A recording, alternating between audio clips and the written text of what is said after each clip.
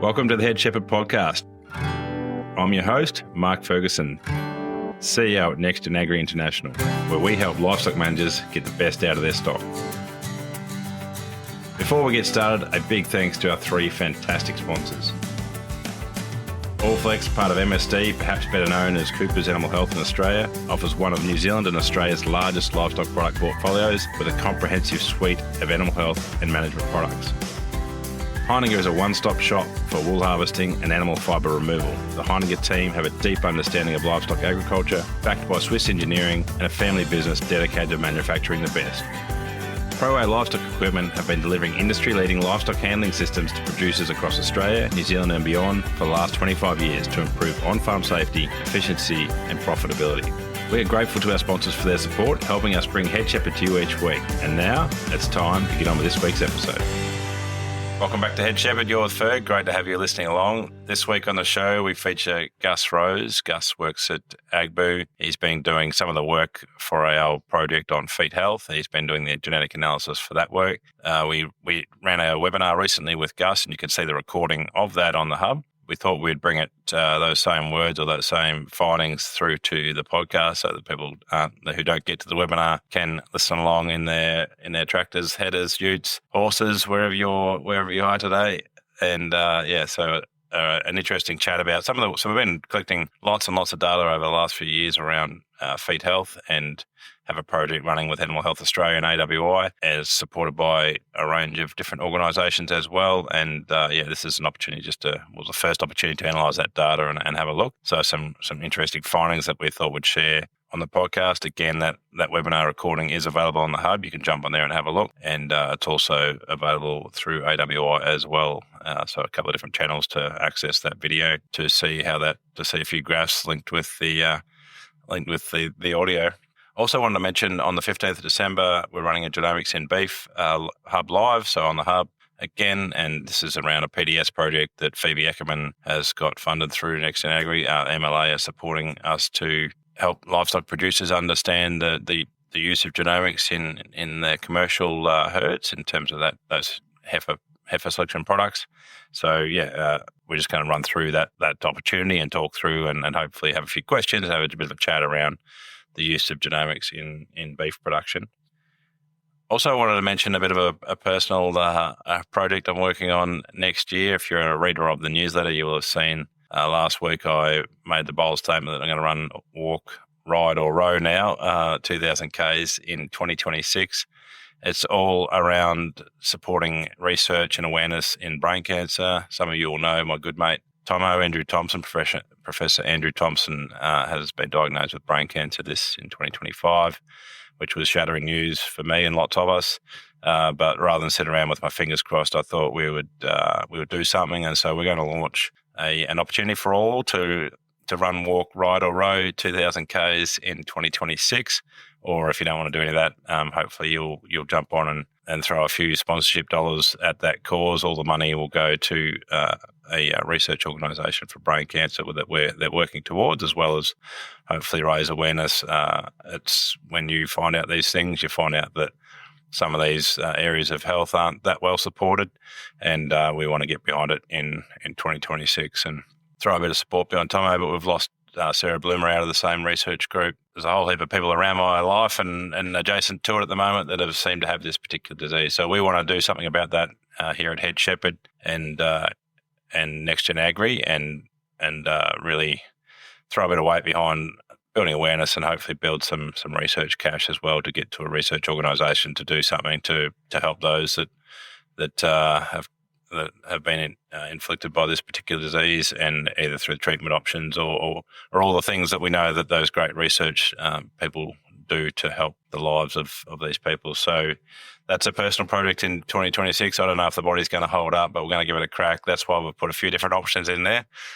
So if your body is broken, but you reckon you can get on a bike and ride 2,000 Ks or ride a horse for 2,000 Ks or row an erg or run or walk, then by all means sign up. We're going to do get some more information about that out. But I just want to give you a bit of an advance warning that we, to get 2,000 Ks, it's something like 5.8 Ks a day. So we need to hook into it fairly early in 2026. And I thought I would give everybody the heads up, and we'll get some links and stuff out as soon as I get organised before the end of 2025. Righto, we'll get underway with this week's show with Gus Rose from AGBU talking around feet health. Welcome, Gus Rose, to Head Shepherd. Thanks, Mark. It's good to be here. Good to have you, mate. It's been a long time coming. We might go into a bit of history before we get on to today's topic. Today we want to talk about the work we've been doing in feet, and you've been analysing some of the results lately. Before we get into that, we first got to know each other way back in the lifetime wool days, when you were doing the evaluation based in Western Australia. Mm-hmm. And then you're at DAFL when I was doing my PhD. We spent a fair few evenings solving the world's problems and creating a couple. I guess just talk us briefly, and then obviously off to the PhD in the Netherlands and then Greece. Give us a quick cook's tour of Gus Rose today. So I was born in WA, grew up on a sheep and grains farm. And so this was obviously before I met you. When I'd finished uni, went to Katanning, which was a nice experience. It was only an hour away from home. So it was, hadn't been out to experience the world yet. But did my PhD in the Netherlands, which was a good experience to be the only person that was looking at sheep in the world of pigs and cows and dairy. And then moved to Greece with the family and lived there for 5 years, which was also a unique experience in itself, living in Greece, but also working with sheep and goats across Europe, which was good fun. Then we moved back to Oz in 2019, and I was at Sheep Genetics at MLA for a bit, and then at AGBU, where I'm analysing foot structure traits and footrot for your project, amongst other things. Excellent. Thanks, mate. So growing a few Merinos back there at home, but and then that PhD was around live weight change and resilience, and that's what I remember of it anyway. Yeah, and climate variability and price variability, if that affects the type of sheep you should have or breed for, was the crux of it. Right. Yeah. Excellent. And that was after a Masters in economics as well? That's right, at UWA with Ross Kingwell, looking at labour and using the Midas model. I think you had John Young on your show before, so he's a big driver behind the Midas model. 100%. So I guess what we're keen to talk about today is the feet work we've been doing. So we've got a project funded by Animal Health Australia and Australian Wool Innovation and supported by Sheep Producers Australia and Wool Producers Australia. It's and run by Murdoch. Make sure we get all the right people mentioned. And then we do some of the on-ground work at neXtgen. Sally Martin at SheepMetrix does a bit as well. But we've been pulling together alongside breeders for a few years now, pulling together foot structure traits as well as foot rot and foot health. So you've had a look at that data. Tell us, maybe just run us through kind of how, I guess, what that data set looks like and some of its limitations currently, but also, what we're sort of starting to find out of that. Yeah. So this work is looking at obviously foot rot in Australia and the foot structure traits that neXtgen have created, which we're trying to look at whether foot structure traits can be an indicator of foot health and if they can be used to indirectly select for better feet and foot rot and ORD. So this follows on from the work you did also with AGBU and Sam Walcombe on foot rot in New Zealand, where we have that in the Sheep Genetics Merino Select evaluation at the moment as a New Zealand trait. And so part of the project is also seeing if we can look at foot rot in Australia as being the same trait as foot rot in New Zealand. So foot rot has been one of the traits that has been a bit easier to play with in New Zealand because of different laws and different ability to keep operating with foot rot, and I guess just general amount of foot rot that's here. A very debilitating disease that sort of probably goes in some regions of Australia get consistently impacted, but others where it sort of depends on a wet year, you might get more impact than others. So obviously in Australia, it'd be awesome if foot rot breeding value could work, which there's no reason scientifically why it can't. So we're just building that data set. But then if we could have some indicator traits, if foot shape was an indicator, or if OID was so skull or OID was an indicator, that'd be great. Maybe we'll start with, I guess, the foot structure database we've built. We've had our foot twist, foot roll, foot shape, pastern angle, hocks, foot rolled, or so that. Anyway, lots of different ways of looking at a sheep's foot, and I think we probably really deliberately put extra traits in there, or kind of thought hard about what the things we're kind of looking at when we're looking at and deciding whether an animal is a cull or a keep. And I guess there's been a few things in the back of our minds. One is that we see big environmental differences between those things, so different depending on how they're fed, how heavy they are, whatever. Like lots of range in just the same genetics in different environments behaving differently, which means we obviously breeding value. When you have that sort of situation, you're going to a breeding value is going to be more valuable than a straight phenotypic score or look at that trait, because it can account for some of that environmental variation, or best it can remove that. Yeah, so lots of stuff. Yeah, maybe run us through what you know to date in terms of which of those are heritable and how heritable and that sort of thing. Yeah, absolutely. So we got a lot of records coming in. So we had around 32,000 records for each trait, which is a massive amount to be able to start looking at how heritable the traits are. And so we ran them through our models. So we analysed to see how heritable they are. So we corrected for things like age, they'll raise as a twin or a single, and how they're managed. So we looked at the data, and not all traits were the same in the fact that some had better variation than others. So all the traits were scored from 1 to 5. And if you have a good distribution of scores across 1 to 5, then it's a lot easier to analyze. But if you're collecting a lot of 2s or 3s and not much of anything else, or even 1s is a lot worse because it's kind of distributed to one side, it makes it a lot harder to analyze because you don't have a lot of variation within the trait. So, for example, back foot shape had a really good distribution across all 5 scores compared to the front pastern, which had almost 90% as score 2. And when you're analysing data, there's some traits which go through really easy and it's not a problem, and then others which are causing you trouble. And I did the podcast the other day and was talking about the heroes and the villains. I'm not saying that they're bad traits, but they're just really difficult to analyse and make you pull your hair out a bit more than others. And I guess that's an early sign that some traits are going to be easier to work with anyway in the industry, if it's a lot easier to score and differentiate between the 1 to 5 and actually record them to make it easier to analyse in the end. So you and your team are scoring them. You probably have experience in understanding those differences and seeing that some traits are easier to score and have better variation than others.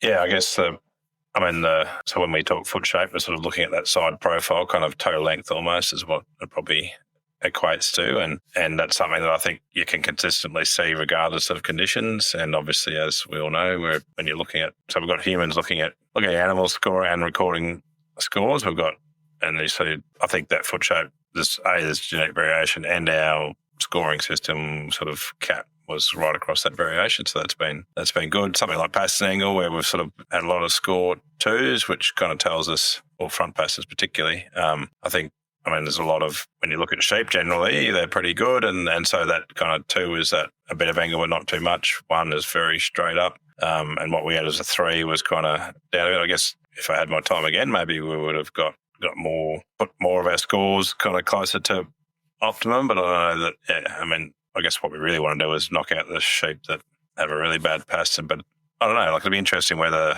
it's the environmental, well, obviously the data is mostly 2s, so that's showing us that that there's not heaps of variation to work with. But then maybe when they are 3s, 4s, or 5s, they are, some of that's environmental, which will be contributing to that, less of that variation being accounted for by genetics. So interesting. And then I think the back pastern and hocks probably are a couple of traits which have been generally problematic to score. If you're doing out of a classing box, they're sort of pushing back against the back gate, and you're kind of trying to make a guess about what that would look like standing naturally. And then others so there's certainly conditions which contribute to making that variation a bit harder to assess, I think. But so it seems. And then foot roll was something I thought should be more consistent but maybe that's, I mean, we've got lots to learn, I suppose. That's the beauty of hooking in new traits. We don't know much about what's going on, and so we just do as much as we can and try and find what's going to work. And I guess the best result that we've got out of your analysis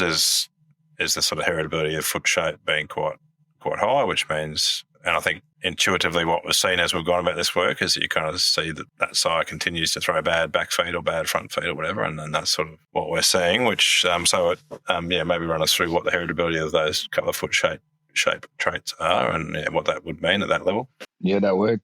They're very good heritability for front and back foot shape. We got 0.36 and 0.4, which means that they're really nicely heritable. And then compared to the other traits, they're all ranging between 0.07 and 0.2, really. So there are things we can do to look at.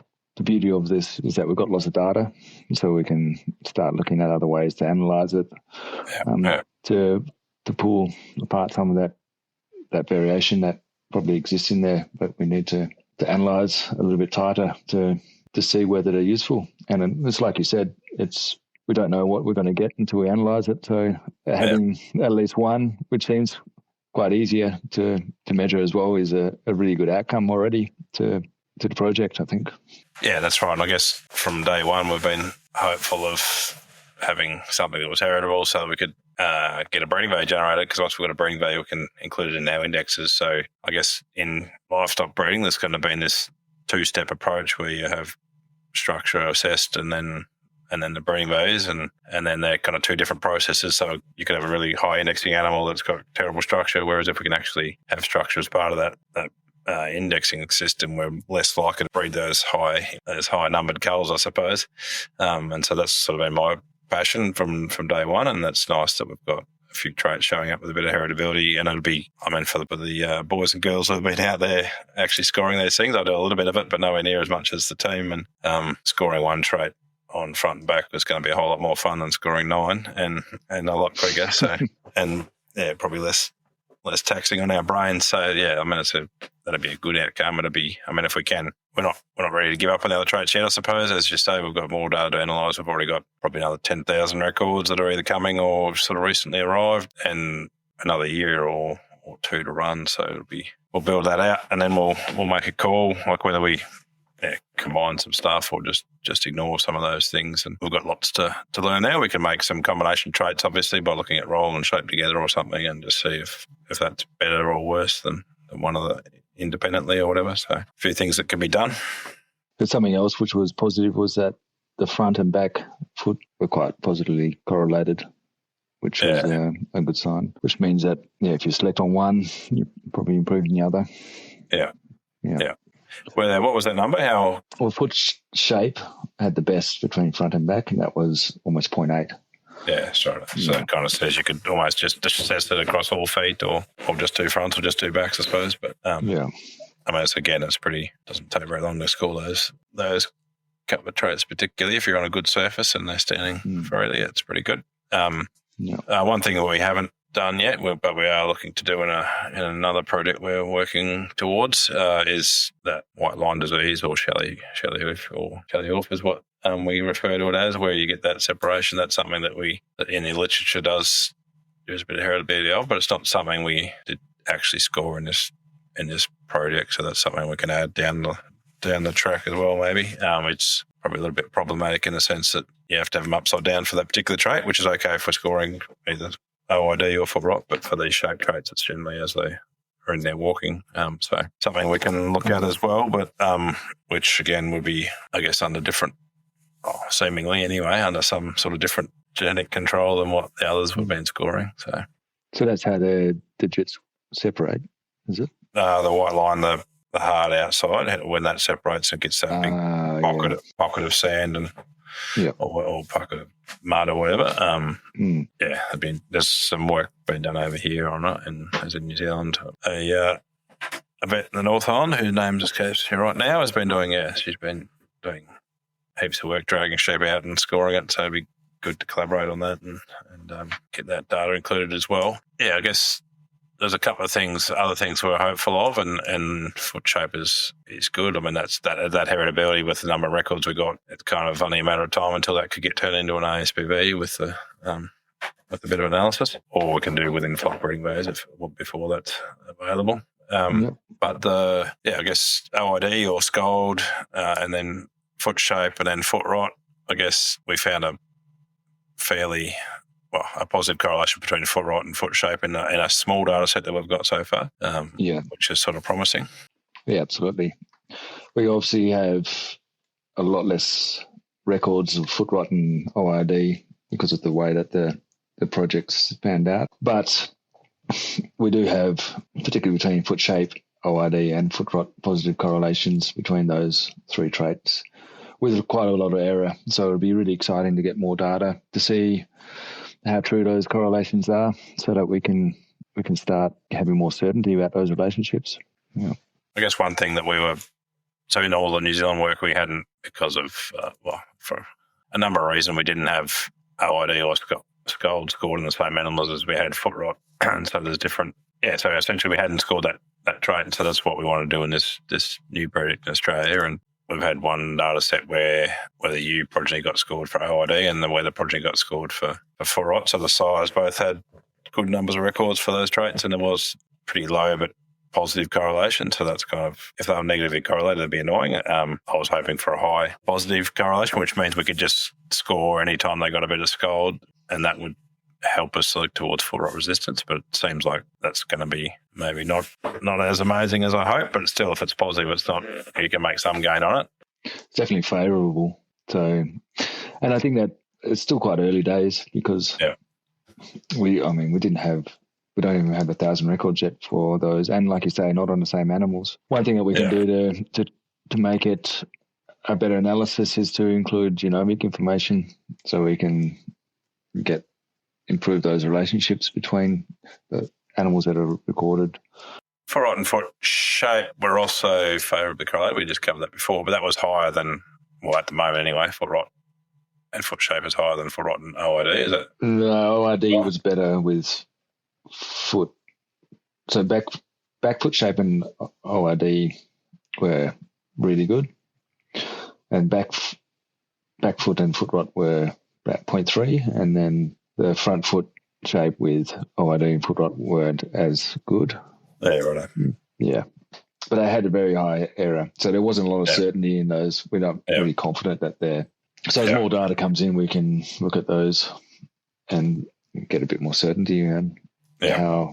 Yeah. And during the webinar, there were some interesting questions around causality, whether foot shape would be causing, say, foot rot or OID, or the other way around, which I think is a nice question, which we obviously can't answer, but it's good it's good if you had to contemplate what's actually happening with the feet.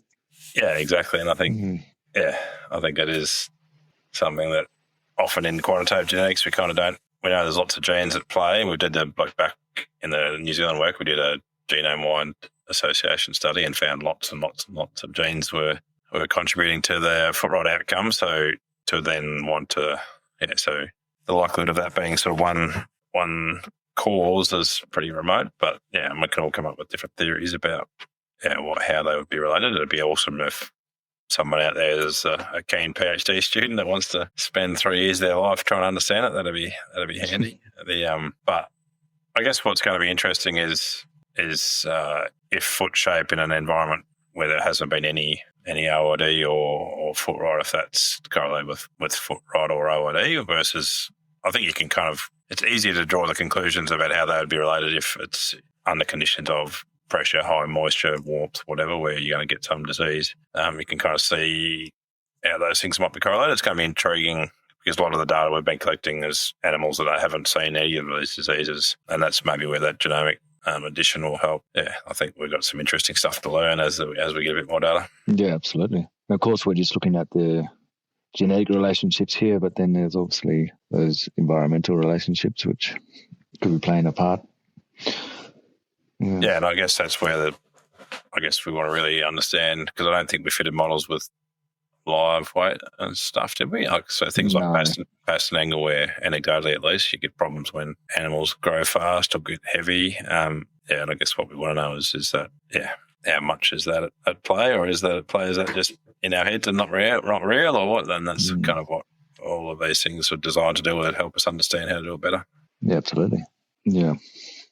And then, of course, the last thing, which I think a lot of breeders in Australia are really interested in, is how New Zealand and Australia are correlated in footrot, because it would be really nice if it was one trait and we could just have one. But either way, we're getting a lot of Australian footrot data in, but we still have the same problem where we don't have the same animals recorded in Australia and New Zealand, because it's pretty hard to do that.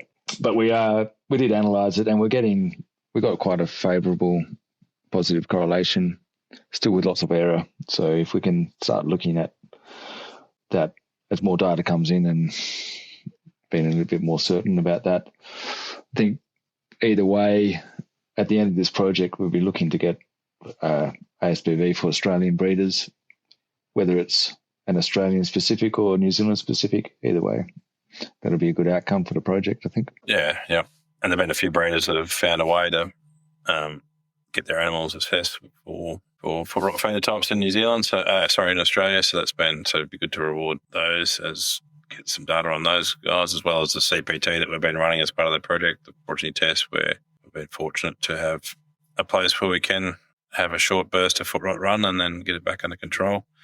It's probably worth mentioning at this juncture that is, if anyone's listening to this relatively recently, as in not long after it's been recorded in early December 2025, if you are around breeder listing, then there's opportunities to get involved in this project, either getting this stuff scored on your own sheep or getting a sire into that evaluation to get that footrot susceptibility or resilience or resistance or whatever we want to call it, get that assessed as well.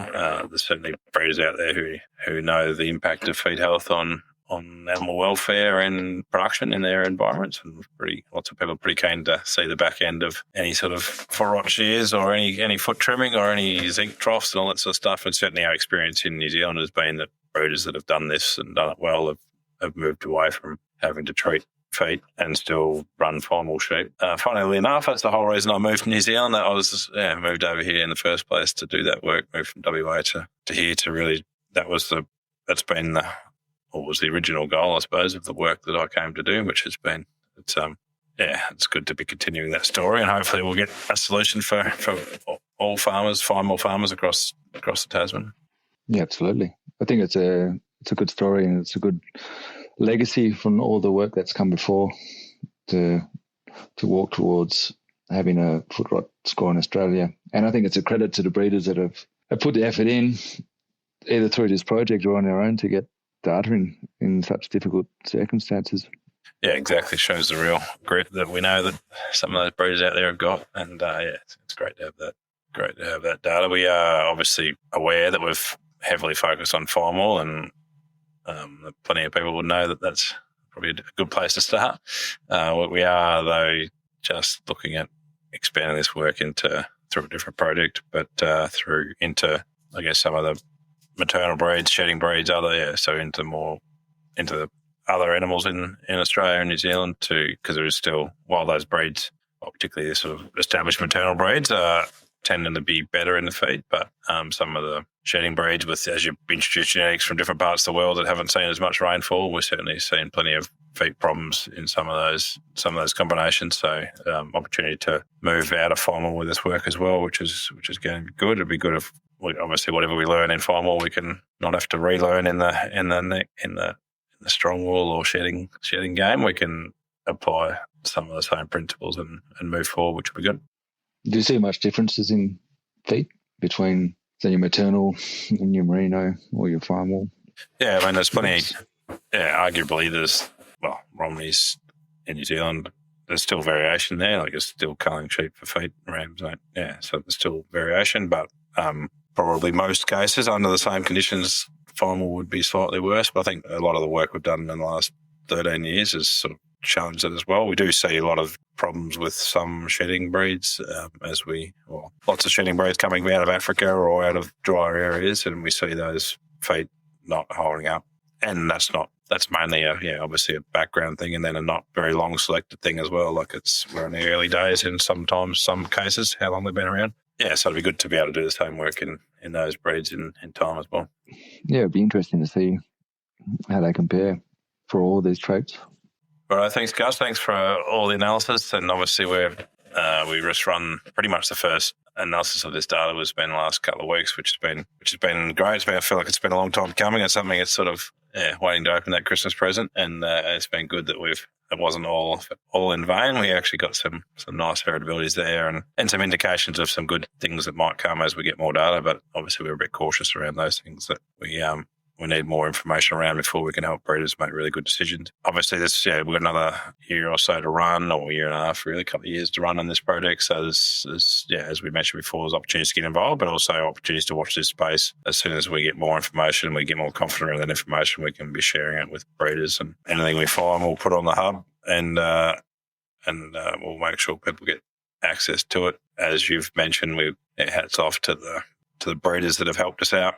A lot of breeders have invested their own hard-earned cash in this project to help us get all those scores done. We've been fortunate to match that with other industry funds that I've mentioned at the start, but it's been great that those breeders not only have put the time and effort in, have put their own cash on the line as well to help us develop these breeding values, which is very cool. But thanks for your time, mate, and hope to see some good analysis coming forward and some nice heritability, some nice correlations. Yeah, thanks. It's been fun to work on the project. It's been really interesting, and I think it's looking very promising and positive, and we're really grateful to be part of it. Cheers, mate. Cheers. Thanks for listening, and thanks again to our 3 fantastic sponsors. Heinegger, who are proud world leaders in the manufacturing and supply of professional sheep shearing and clipping equipment. Allflex Livestock Intelligence, part of MSD Animal Health, offer an extensive livestock product portfolio focused on animal health management, all backed up by exceptional service. ProWay Livestock Equipment offer turnkey solutions from design through to professional installation and specialise in facilities that are tailored to your specific operation for all livestock species. We thank these 3 great companies for their ongoing support of the Head Shepherd podcast.